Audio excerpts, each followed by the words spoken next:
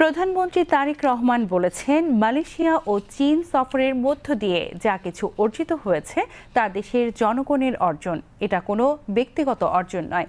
আজ জাতীয় সংসদে একথা বলেন সংসদ নেতা ও প্রধানমন্ত্রী তারেক রহমান।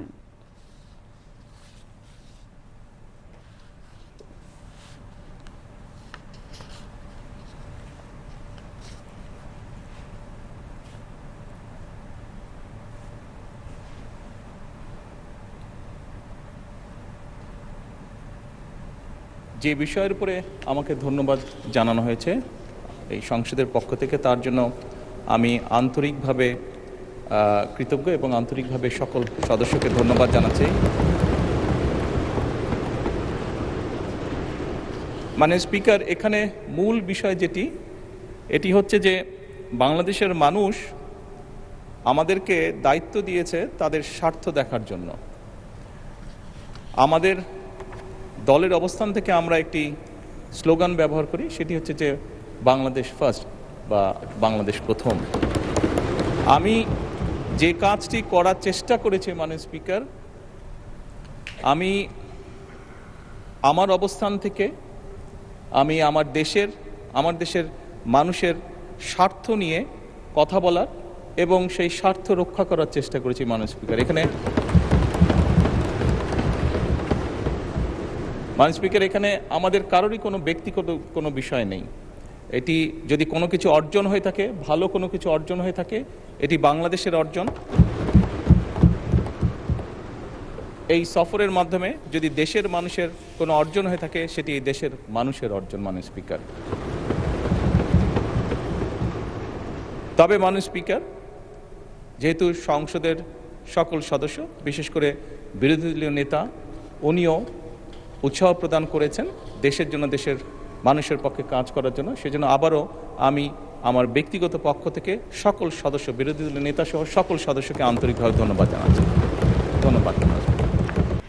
এর আগে প্রধানমন্ত্রী ও সংসদ নেতা তারেক রহমানের ২১ থেকে ২৬ জুন পর্যন্ত মালয়েশিয়া ও চীন সফরের সাফল্যের স্বীকৃতি হিসেবে জাতীয় সংসদে সর্বসম্মতিক্রমে একটি ধন্যবাদ প্রস্তাব গৃহীত হয়।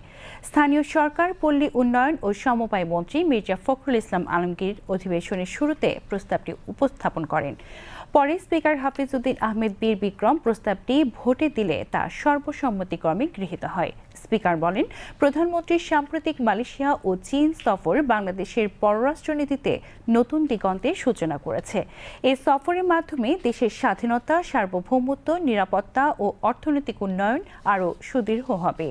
স্পিকার বলেন, বর্তমান সংসদ নেতা ও প্রধানমন্ত্রীর এই সফরের ফলে দেশবাসী আশান্বিত হয়েছেন এবং সাধারণ মানুষও সফরটি সফলভাবে সম্পন্ন করার জন্য প্রধানমন্ত্রীকে ধন্যবাদ জানাচ্ছেন। প্রস্তাব উত্থাপন করে মির্জা ফখরুল ইসলাম আলমগীর বলেন, দীর্ঘ ফ্যাসিবাদ বিরোধী আন্দোলনের নেতৃত্ব দিয়ে গঠিত গণতান্ত্রিক সরকারের প্রধান হিসেবে প্রধানমন্ত্রী তারেক রহমানের এই সফর বাংলাদেশের জন্য অত্যন্ত গুরুত্বপূর্ণ। মালয়েশিয়া ও চীনের সঙ্গে সম্পর্ক আরও সুদৃঢ় হয়েছে এবং পারস্পরিক মর্যাদা ও স্বার্থের ভিত্তিতে দ্বিপাক্ষীয় সহযোগিতার নতুন দিগন্ত উন্মোচিত হয়েছে। আলোচনায় অংশ নিয়ে অর্থমন্ত্রী আমির খসরু মাহমুদ চৌধুরী বলেন, প্রধানমন্ত্রীর এ সফর বাংলাদেশের স্বাধীন পররাষ্ট্রনীতির মৌলিক নীতিমালা, পারস্পরিক সম্মান, পারস্পরিক স্বার্থ, অভ্যন্তরীণ বিষয়ে হস্তক্ষেপ না করা এবং কৌশলগত স্বায়ত্তশাসনের বাস্তব প্রতিফলন। বিরোধী দলীয় নেতা শফিকুর রহমান প্রস্তাবের প্রতি সমর্থন জানিয়ে বলেন, স্বাধীন পররাষ্ট্রনীতি বাস্তবায়নে বিরোধী দল সরকারের প্রতি পূর্ণ সহযোগিতা করবে। তিনি আরও বলেন, মালয়েশিয়া ও চীন বাংলাদেশের পরীক্ষিত বন্ধু। ভবিষ্যতে যে কোনো গুরুত্বপূর্ণ আন্তর্জাতিক চুক্তি সংসদে উপস্থাপন করা হলে স্বচ্ছতা ও জবাবদিহিতা আরও শক্তিশালী হবে। পরে সংসদে ২০২৬-২৭ অর্থ বছরের প্রস্তাবিত বাজেটের উপর আলোচনা অনুষ্ঠিত হয়। সংসদ সদস্য গিয়াসউদ্দিন কাদের চৌধুরী, শাহজাহান চৌধুরী, জয়নুল আবেদিন ফারুক, আলতাফ হোসেন চৌধুরী ও জনপ্রশাসন প্রতিমন্ত্রী মোহাম্মদ আব্দুল বারী সহ অন্যান্যরা আলোচনায় অংশ নেন। এ সময় বক্তারা বলেন, ২০২৬-২৭ অর্থ বছরের প্রস্তাবিত বাজেট দেশের অর্থনীতি, অবকাঠামো ও শিক্ষা খাতের উন্নয়ন সহ জনগণের জীবনমানের সার্বিক উন্নয়নে গুরুত্বপূর্ণ ভূমিকা রাখবে। তারা বলেন, বাজেটের ৭টি নিত্যপণ্য থেকে কর কমানো হয়েছে, ফলে নিত্যপণ্যের মূল্য বৃদ্ধি নিয়ন্ত্রণে এই বাজেট কার্যকর ভূমিকা রাখবে। জনপ্রশাসন প্রতিমন্ত্রী বলেন, এই বাজেট একটি জনবান্ধব ও বাস্তবায়নযোগ্য বাজেট। গ্রামীণ অর্থনীতি চাঙ্গা করার জন্য সরকার ফ্যামিলি কার্ড ও কৃষক কার্ড চালু করেছে, যা নিঃসন্দেহে একটি প্রশংসনীয় উদ্যোগ।